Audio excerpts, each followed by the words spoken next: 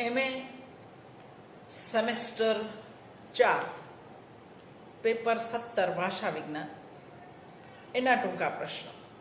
ફરી એકવાર હું એ જ વાત યાદ કરાવીશ કે મેં તમને વિગતે બધું જ મોકલ્યું છે. એમાંથી પસાર થાવ તો પ્રશ્ન નહીં થાય, પણ છતાંય તમને પ્રશ્ન થઈ રહ્યા છે તો આપણે આજે ટૂંકા પ્રશ્નો કરીશું. તમારા યુનિટ શાંતિથી જોઈ લો. પહેલું યુનિટ છે રૂપતંત્ર. એટલે આમાંથી કયા ટૂંકા પ્રશ્ન આવે? તો રૂપતંત્ર એટલે શું? રૂપ ઘટક એટલે શું? ઉપરૂપ ઘટક એટલે શું? ગુજરાતીમાં વચન, લિંગ અને કાળના અર્થ. અને કોઈ પણ શબ્દ આપે જેમાંથી તમારે રૂપ ઘટકો તારવવાના છે. હવે એક વસ્તુ આની અંદર હું મદદ નહીં કરી શકું, એનું કારણ હું તમને અશોકે તો અશોક વત્તા એ રૂપ ઘટક છે એવું કહી શકું, પણ ત્યાં તમને શું પૂછશે એ મને નથી ખબર. બીજું એકમ છે વાક્ય વિચાર. તો પહેલો પ્રશ્ન એમાંથી ટૂંકો આવી શકે, વાક્ય એટલે શું? વાક્યના પ્રકારો. પદક્રમ એટલે શું? પદ સંવાદ એટલે શું? આ તમારા ટૂંકા પ્રશ્નો. પછી છે વ્યુત્પત્તિ વિચાર. તો ગુજરાતીમાં વ્યુત્પત્તિ વિશે સૌથી વધારે વિચારણા કરનાર વિદ્વાન કોણ? તમારે નીચે 4 વિદ્વાનો ભણવાના છે. નરસિંહરાવ દિવેટિયા, હરિવલ્લભ ભાયાણી, પ્રબોધ પંડિત, કે.કા. શાસ્ત્રી અને ઉર્મી ઘનશ્યામ દેસાઈ 5 ભણવાના છે. એટલે આમાંથી કશું પણ એમના પુસ્તકો કયા, એમને કયા પુરસ્કારો મળ્યા, આમાંથી કંઈ પણ આવી શકે. સ્વરોનું પરિવર્તન. તો ઈ અને ઉ એનું પરિવર્તન કેવી રીતે થયું? એ અને ઓ કેવી રીતે પરિવર્તન થયું? પાસે આવેલા સ્વરો, પાસે આવેલા વ્યંજનો. લનો અળ કેવી રીતે થયો? સનો શ કેવી રીતે થયો? હનો લોપ કેવી રીતે થયો? આ તમામ તમારા અભ્યાસક્રમમાં છે. તો એ બધાના ટૂંકા પ્રશ્નો આપણને પૂછી શકે. શક્ય એટલા કરીશું અને બાકીના તમારે જાતે કરી લેવાના. તો પહેલો પ્રશ્ન, રૂપ ઘટક એટલે શું? કાલે અથવા તો તમે સેમેસ્ટર 2 માટે જે મેં પેપર 7 માટે જે કર્યું છે એ પણ સાંભળી શકો. ધ્વનિ ઘટક અને રૂપ ઘટક એની વચ્ચે ગરબડ નહીં કરવાની. 7મા પેપરમાં તમે ભણ્યા ધ્વનિ ઘટક એટલે શું. અત્યારે તમને પૂછે છે રૂપ ઘટક એટલે શું. શબ્દ એટલે શું? વાક્ય એટલે શું? પદ એટલે શું? આ બધાના જવાબ અમને ખબર હોવી જોઈએ એવી અપેક્ષા પેપર કાઢનારની હશે. એટલે હું ધ્વનિ ઘટક અને રૂપ ઘટક બેઉ કહીશ. તમારે રૂપ ઘટક જ યાદ કરવાનું છે, પણ તમે ગરબડ ના કરો એટલા માટે. ભાષા મૂળભૂત રીતે વાચિક ધ્વનિઓની બનેલી છે. નાનામાં નાના અર્થભેદક ધ્વનિને આપણે ધ્વનિ ઘટક કહીએ છીએ. ફરી એકવાર, નાનામાં નાના અર્થભેદક ધ્વનિને આપણે ધ્વનિ ઘટક કહીએ છીએ. ધ્વનિ ઘટકોની શ્રેણીથી અર્થ ધરાવતા નાના નાના એકમ બને તેને આપણે શબ્દ કહીએ છીએ.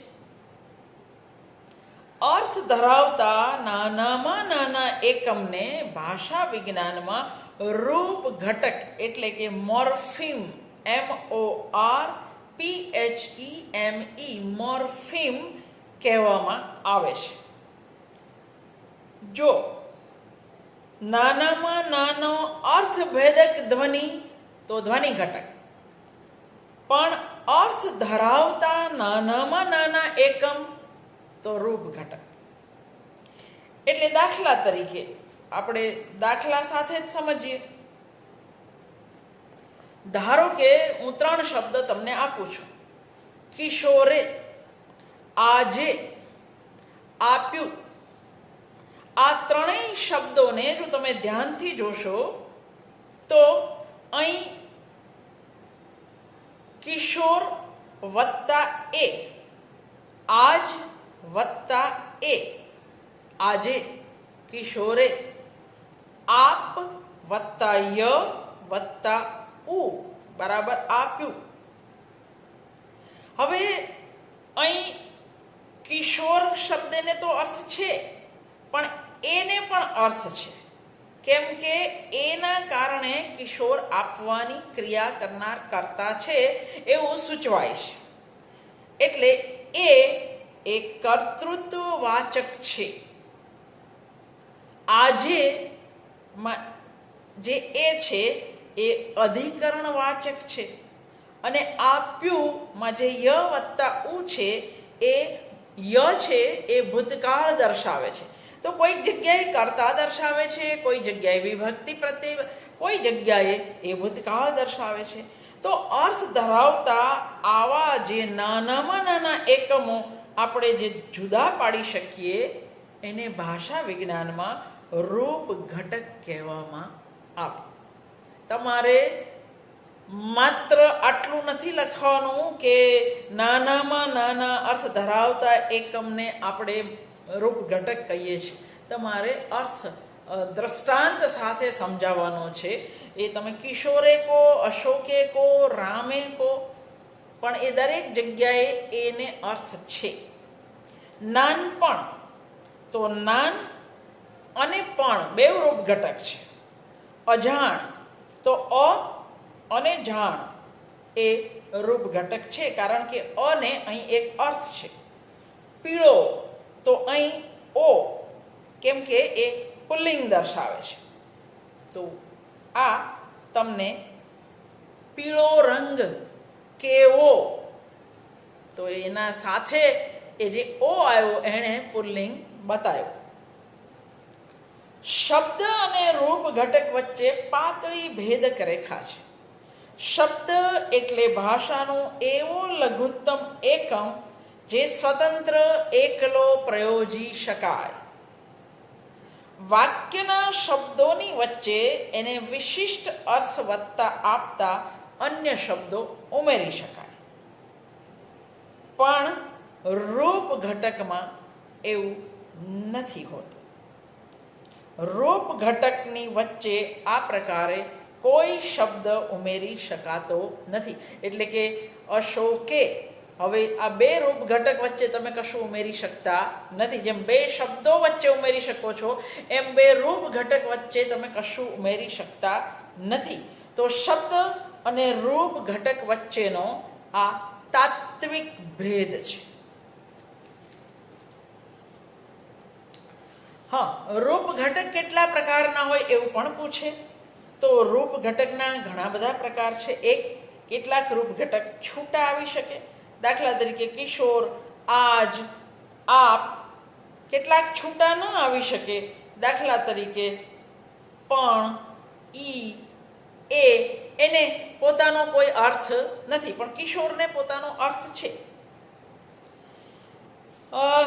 પછી કેટલાક બિન ભાષાકીય જગત સાથે સંકળાયેલા છે, એટલે કે જગતના પદાર્થ કે અનુભવને રજૂ કરે છે. દાખલા તરીકે કિશોર, આજ, આપ, તો કેટલાક માત્ર ભાષા રચનાના એટલે કે વ્યાકરણના અર્થો જ બતાવે. તો એ કર્તૃત્વનો અર્થ, ઓ તો પુલ્લિંગનો અર્થ, ય તો ભૂતકાળનો અર્થ, એ માત્ર વ્યાકરણગત જ હોય છે. અમુક રૂપ ઘટકો અમુક સાથે જ જોડાય, અમુક બીજા સાથે જોડાય. એ, ને, એ સંજ્ઞાઓ સાથે જ આવે. લિંગવાચક ઓ, ઈ, ઉ.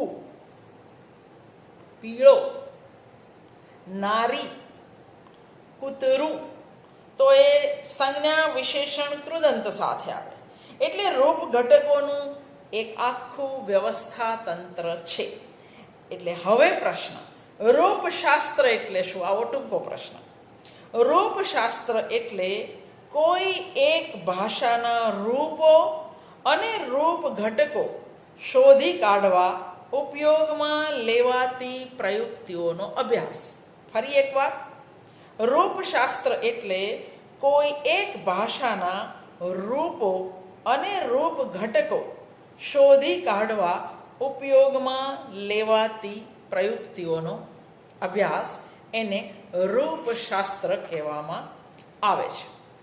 તમારો એક પ્રશ્ન છે, ઉપરૂપ ઘટક એટલે શું?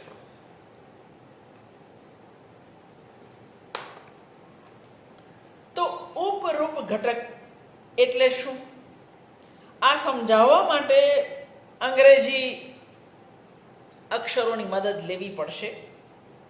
અંગ્રેજીમાં બહુવચનનો અર્થ દર્શાવનારા 3 એકમ છે. એક એસ, એક ઝેડ અને એક ઈઝેડ. મને પીપીટી આવડતું હોત તો મેં તમને લખીને બતાવ્યું હોત, પણ ફરી એકવાર, એસ, શરીફાનો એસ, ઝેડ અને ઈઝેડ. આ ત્રણેયનો અર્થ એક જ છે, બહુવચન કરવા માટેનો જ એનો અર્થ છે. એ હંમેશા કોઈ પણને બહુવચન બનાવવા માટે એસ, ઈઝેડ અને ઝેડ વપરાય છે.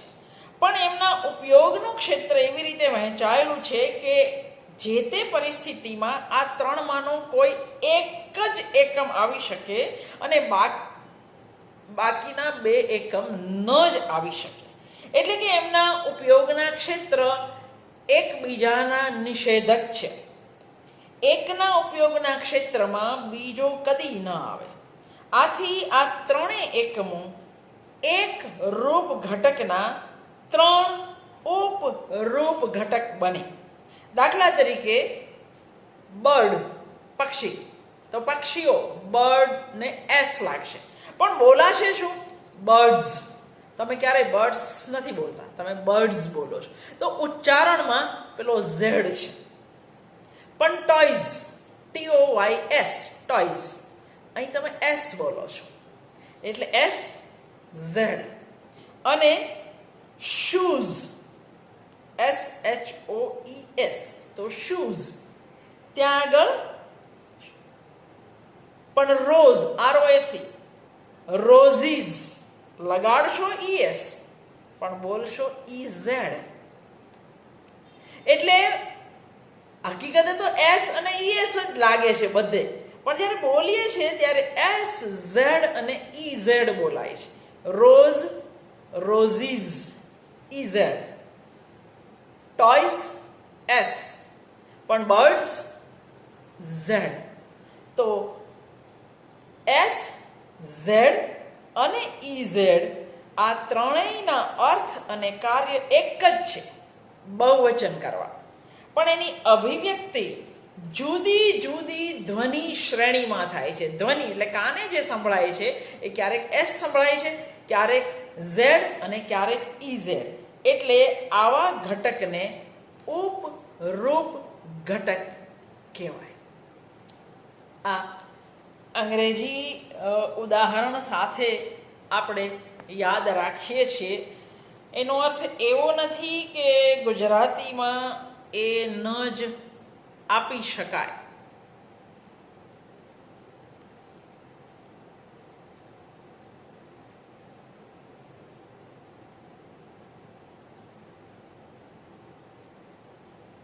મારું, તારું, બંને રૂ. સોરી, અત્યારે ગુજરાતીની વાત જવા દઈએ, તમે અંગ્રેજીમાં જ યાદ કરી લો. કારણ કે આ 2 ઉદાહરણ ય અને રૂના બતાવવા માટે મારી પાસે કશુંક પીપીટી જેવું હોવું જોઈએ તો જ થાય. યના ઉપરૂપ ઘટકો કેટલા છે જુઓ. ય ભૂતકાળ દર્શાવે છે. એક કહી દઉં, તમારા નસીબ હોય તમને યાદ રહેતો. યના ઉપરૂપ ઘટકો: કર્યો, તો કર વત્તા ય વત્તા ઓ, ત્યાં ય છે. ફર્યો, ફર વત્તા ય વત્તા ઓ, તો ત્યાં પણ ય છે. પણ બેઠો, તો ત્યાં ઠ છે, ભૂતકાળ જ દર્શાવે છે. પેઠો, પીધો, તો ધ. તો આ ઠ ધ એ હકીકતે ય જે અર્થ આપે છે ભૂતકાળનો તે જ ઠ અને ધ પણ આપે છે. એટલે અહીં આગળ પેઠો, બેઠો, પીધો, ખાધો એની અંદર જે ઠ અને ધ છે એ યના ઉપરૂપ ઘટકો છે. આ આપણે યાદ રાખવાનું છે, છૂટકો નથી. તો બીજો મહત્વનો પ્રશ્ન તમારો, વાક્ય એટલે શું? વાક્ય એટલે ભાવકના મનમાં જે કંઈ કહેવાનું છે તે પૂર્ણપણે વ્યક્ત કરતું એકમ એટલે વાક્ય. ફરી એકવાર, વાક્ય એટલે ભાવકના મનમાં જે કંઈ કહેવાનું છે તે પૂર્ણપણે વ્યક્ત કરતું એકમ. હવે બીજી રીતે કહો, વાક્ય એ પદોનો એવો સમૂહ છે જે સંપૂર્ણ અર્થ વ્યક્ત કરે. હજુ એક વ્યાખ્યા તમને આપું. પૂર્ણ અર્થની પ્રતીતિ કરાવતો શબ્દ સમૂહ એટલે વાક્ય. આ ત્રણમાંથી તમને જે યાદ રહે એ તમે લખી શકો છો. વાક્ય એ પદોનો એવો સમૂહ છે જે સંપૂર્ણ અર્થ પ્રગટ કરે છે, અથવા પૂર્ણ અર્થની પ્રતીતિ કરાવતો શબ્દ સમૂહ એટલે વાક્ય. આ જે તમને યાદ રહે. તમને કોઈ એવું પૂછે કે વાક્યની વ્યાખ્યા આપવાનો પ્રયોગ સૌથી પહેલા કોણે કરેલો અને ક્યારે કરેલો, તો આપણે એવું કહી શકીએ કે વાક્યની વ્યાખ્યા આપવાનો યુરોપની અંદર સૌ પ્રથમ પ્રયાસ ઈસવીસન પૂર્વે પ્રથમ સદીમાં થ્રેક્સ નામના માણસે કરેલો, અને ભારતમાં ઈસવીસન પૂર્વે પહેલી સદીની પણ પહેલા પતંજલિ દ્વારા આ પ્રયોગ થયેલો, વાક્યની વ્યાખ્યા આપવાનો પ્રયોગ. પછી એક પ્રશ્ન છે કે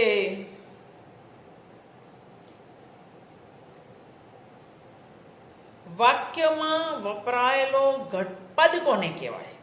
તો વાક્યમાં વપરાયેલો ઘટક રૂપ શબ્દ એને પદ કહેવાય. વાક્યમાં વપરાયેલો ઘટક રૂપ શબ્દ એને પદ કહેવાય. પદના બે ભાગ પડે, વ્યય અને અવ્યય.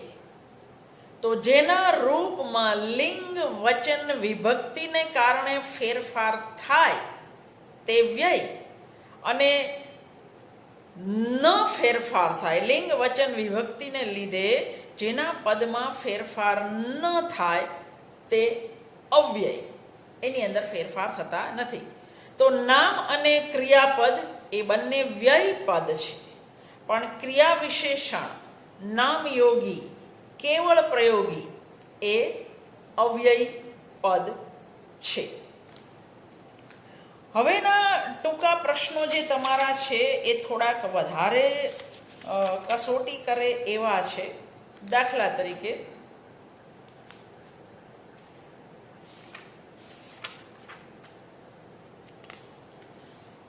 કેકા શાસ્ત્રી, નરસિંહરાવ દિવેટિયા, ભાણી સાહેબ, ઉર્મીબેન, આ બધાના પુસ્તકોના નામ અને એમનું પ્રદાન એ હું એક અલગથી વિડીયો બનાવું છું, એટલે એ તમે જોઈ લેજો. એક પ્રશ્ન છે, ગુજરાતીમાં વચન કેટલા? આપણને ખબર છે સંસ્કૃતમાં 3 વચન હતા, એક વચન, દ્વિવચન અને બહુવચન. રામઃ, રામો, રામાહ. પણ ધ્વનિ વ્યવસ્થા બદલાય એટલે વ્યાકરણ પણ અચૂક બદલાય. સંસ્કૃતના 3 વચનમાં અપભ્રંશમાં આવતા, ભાષાની જે ઉત્ક્રાંતિ છે અપભ્રંશ સુધી પહોંચતા દ્વિવચન લોપાયું, એટલે ઐ અને ઔ અપભ્રંશમાં આવતા સાદા એ અને ઓ બન્યા. એટલે સંસ્કૃતના 3 લિંગ ગુજરાતીમાં સંસ્કૃતના 3 વચન ગુજરાતીમાં નથી જળવાયા. હવે માત્ર એક વચન અને બહુવચન જ છે. એટલે સંસ્કૃતના 3 વચનો ગુજરાતીમાં આવતા 2 બની જાય છે, એક વચન અને બહુવચન. પણ સંસ્કૃતના 3 લિંગ ગુજરાતીમાં પણ જળવાયા છે, સ્ત્રીલિંગ, પુલ્લિંગ અને નપુંસકલિંગ. પણ હિન્દી ભાષામાં નપુંસકલિંગનો લોપ થયો છે. ત્યાં આગળ માત્ર સ્ત્રીલિંગ અને પુલ્લિંગ જ છે.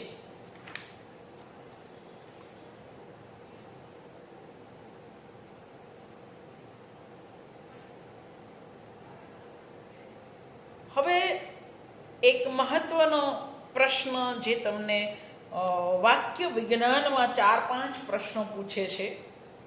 જે મેં કહ્યું કે પદ એટલે શું, વાક્ય એટલે શું, એ તો મેં કહ્યું. પદક્રમ એટલે શું?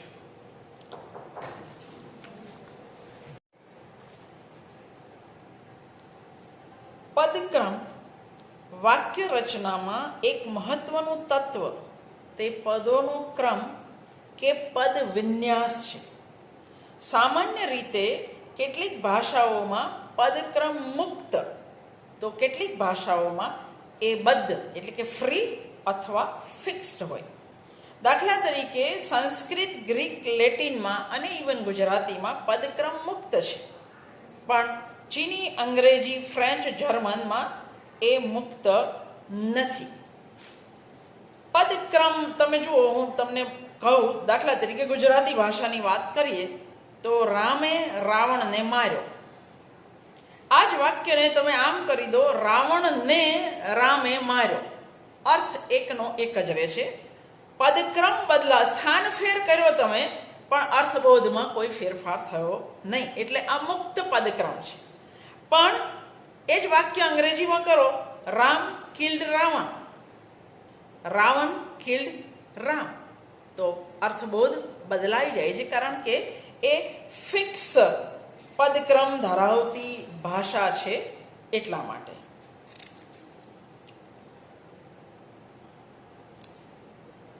પદ સંવાદ એટલે શું? વાક્ય એ પદોનો સમુદાય છે અને એ પદો વચ્ચે મેળના કોઈને કોઈ નિયમો પ્રવર્તતા હોય છે. અમુક પદોનું રૂપ બીજા પદ પ્રમાણે આવતું હોય કે એનાથી નિયંત્રિત થતું હોય, એટલે કે વાક્યના ઘટકો રૂપ સંવાદ ધરાવતા હોય કે એમની વચ્ચે રૂપ નિયંત્રણનું તત્વ કામ કરતું હોય, આને પદ સંવાદ કે પદ નિયંત્રણથી પણ ઓળખવામાં આવે છે. ફરી એકવાર કહું, વાક્ય એ પદોનો સમુદાય છે અને એ પદો વચ્ચે મેળના કોઈને કોઈ નિયમો પ્રવર્તતા હોય છે. અમુક પદોનું રૂપ બીજા પદો પ્રમાણે આવતું હોય કે એનાથી નિયંત્રિત થતું હોય, એટલે કે વાક્યના ઘટકો રૂપ સંવાદ ધરાવતા હોય કે એમની વચ્ચે રૂપ નિયંત્રણનું તત્વ કામ કરતું હોય, આને પદ સંવાદ કે પદ નિયંત્રણથી પણ ઓળખવામાં આવે છે. પદ સંવાદનો વિચાર આપણે ગુજરાતીને ધ્યાનમાં રાખીને કરીએ તો ગુજરાતીમાં કર્તા સાથે ક્રિયાપદનો સંવાદ છે. દાખલા તરીકે હું રમું છું અને અમે રમીએ છીએ, આ ફરક પડે. કર્તાના સંબંધે અહીં ક્રિયાપદમાં ફેરફાર થાય છે. હવે એક સવાલ જે તમને આવે છે એ વાક્યના પ્રકારો. તો વાક્યના પ્રકારો કુલ કેટલી રીતે પડે? 1, 2, 3 રીતે વાક્યના પ્રકારો પડે. પહેલું, વાક્યમાં ક્રિયાપદની ઉપસ્થિતિને આધારે મુખ્ય 2 પ્રકાર પડે: ક્રિયાપદ વાળા વાક્ય અને ક્રિયાપદ વગરના વાક્ય. તો ક્રિયાપદ વાળા વાક્ય, છોકરો રમે છે, રમેશ ભણે છે. પણ ક્રિયાપદ વગરના વાક્ય, શાબાશ, હે ઈશ્વર. એના પણ પેટા પ્રકારો છે પાછા. ક્રિયાપદ વગરના વાક્યોમાં 2 પ્રકાર: એક ઉદ્દેશ વિધેય વાળા સમીકરણ સ્વરૂપના વાક્ય અને 2 ઉદ્ગાર વાચક. ઉદ્દેશ વિધેય વાળા વાક્યોમાં 6 ધાતુનું રૂપ. તમારા પિતા ક્યાં? તમારા પિતા ક્યાં છે એવું નહીં, તમારા પિતા ક્યાં? શાબાશ, હે ઈશ્વર, ભલે. આ બધા ઉદ્ગારવાચક પ્રયોગો પ્રશસ્તિ, ઇનકાર, સ્વીકાર, નિરાશા એવા અર્થ પ્રગટ કરી. તો આ ક્રિયાપદ આધારે વાક્યના પ્રકાર. બીજું, બંધારણની દ્રષ્ટિએ વાક્યના મુખ્ય 3 પ્રકાર પડે. 1 સાદું વાક્ય, 2 સંયુક્ત વાક્ય અને 3 સંકુલ વાક્ય. સાદું વાક્ય, સંયુક્ત વાક્ય, સંકુલ વાક્ય, આ બંધારણની દ્રષ્ટિ. આ બધાની વિગતે વાક્ય વિશેના વિડીયોની અંદર વાત થયેલી છે, એટલે એમાં દ્રષ્ટાંત બધું જ હશે. ત્રીજું, અર્થની દ્રષ્ટિએ વાક્યના પ્રકાર. તો અર્થની દ્રષ્ટિએ વાક્યના પુષ્કળ પ્રકારો પડે છે. વિધિ વાક્ય, નિષેધ વાક્ય, આજ્ઞાર્થ વાક્ય, પ્રશ્નાર્થ વાક્ય, ઉદ્ગારવાચક વાક્ય, શરત સૂચક વાક્ય, કર્તરી કર્મણી, સાદું પ્રેરક, પુનઃપ્રેરક વાક્ય, અને આ બધું જ તમારા વિડીયોની અંદર છે. તો આ જે પ્રશ્નો છે એ ઉપરાંત તમારા થોડાક પ્રશ્નો છે. સ્વરોનું પરિવર્તન કેવી રીતે થાય છે, વ્યંજનોનું પરિવર્તન કેવી રીતે થાય છે, એનું થોડીક વાત કરીશ. બાકીનું તમારે જયંત કોઠારીના પુસ્તકને જરાક જોવું પડે. તો પહેલું આપણે લઈએ એ નો એ થયો અને ઔ નો ઓ થયો. દીર્ઘ સ્વરોનું રસ્વત્વ સંસ્કૃતમાંથી પ્રાકૃતમાં આવ્યા અને દીર્ઘ સ્વરો એ રસ્વ બન્યા. એનો ઐનો એ થયો, ઔનો ઓ થયો. દાખલા તરીકે ઔષધમ તો ઓસડ, તૈલમ તો તેલ, મૌક્તિકમ તો મોતી. આ યાદ રાખો. ઐનો એ, ઔનો ઓ. એવું જ દીર્ઘ ઉનો રસ્વ ઉ થયો, વધુ દીર્ઘ વહુ ગુજરાતીમાં. એ હતો એનો ઈ થયો, ગ્રામે તો ગામે. ઓનો ઉ થયો, જન તો જણ. એના થોડાક ઉદાહરણ બીજા પણ આપણે જોઈ લઈએ. અંત્ય ઉનો અ થયો, ગુણ તો ગુણ, ગુરુ તો ગોર, મધુ તો મધ. અંત્ય ઉનો અ થયો. તમારા અભ્યાસક્રમમાં છે ઈ અને ઉ સાથે શું થયું, એ અને ઓ સાથે શું થયું, તો આ આપણને આવડવું જોઈએ. અંત્ય ઈ હતો, એ અ થઈ ગયો. હસે પર પાલી, અંત્ય ઈ, પાળ. નારી, નાર. ભિત્તિ, ભીંત. મુષ્ટિ, મૂઠ. આ વધારે તમને યાદ વાંચશો તો જ રહેશે. શક્ય હશે એટલા તમને હું ફોટા પાડીને મોકલી આપીશ. પાસે પાસે આવેલા સ્વરોનું શું થયું? એક પ્રશ્ન એવો છે કે પાસે પાસે આવેલા સ્વરોનું શું, લગોલગ આવેલા સ્વરોનું શું થયું? બે સ્વર બાજુ બાજુમાં હોય તો શું થયું? લગોલગ આવેલા સ્વરોનો પ્રાકૃત અપભ્રંશમાં સંકોચ થતો રહ્યો. બે સજાતીય સ્વરોનું સ્થાન દીર્ઘ સ્વર લે છે. પ્રૂફ રીડિંગમાં તમે સજાતીય સ્વર અને વિજાતીય સ્વર ભણ્યા છો. અ વત્તા અનો આ થયો, અ વત્તા આનો પણ આ થયો, એટલે છે તો સંધિના જ નિયમો. આ વત્તા અ પણ આ થયો, ઈ વત્તા ઈ નો દીર્ઘ ઈ થયો. તો આ લગોલગ આવેલા સ્વરો નગર, નાર, ગિરનાર, ચર્મકાર, ચમાર, અ વત્તા કોષ્ઠાગાર, કોઠાર, ભાજનમ, ભાણું. પણ ઈ વત્તા ઈ બરાબર ઈ, દ્વિતીય તો દીર્ઘ થઈ ગયો બીજું. ઉ વત્તા ઉ, ઉદુંબર, રસ્વ હતો પણ ઉમરો ઉદીર્ઘ થઈ ગયો.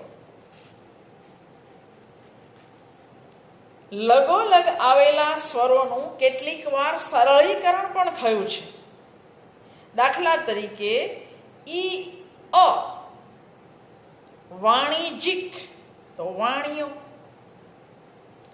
ઈનો એ, ઉનો ઓ. આ દરેક ઉદાહરણ તમારે બિલકુલ સમજીને જોવા પડશે, નહીતર તકલીફ થશે. એ જ રીતે લનો અળ,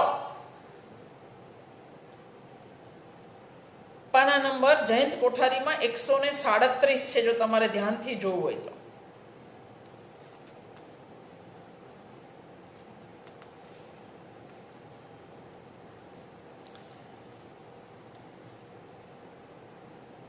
અપભ્રંશ પછી ગુજરાતીના ઉદ્ભવ વિકાસ દરમિયાન કેટલાક વ્યંજન પરિવર્તનો પણ થયા. એમાં નોંધપાત્ર પરિવર્તન તે સ્વર મધ્યવર્તી લનું અળ રૂપે થયેલું પરિવર્તન છે.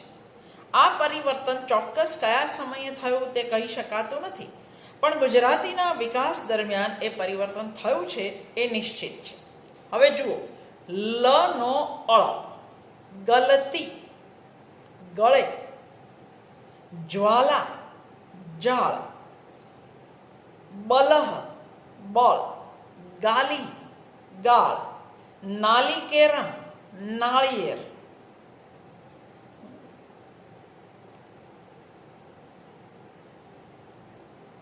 પંચકુલિક, પંચોળી, રક્તાલુકમ, રતાળુ.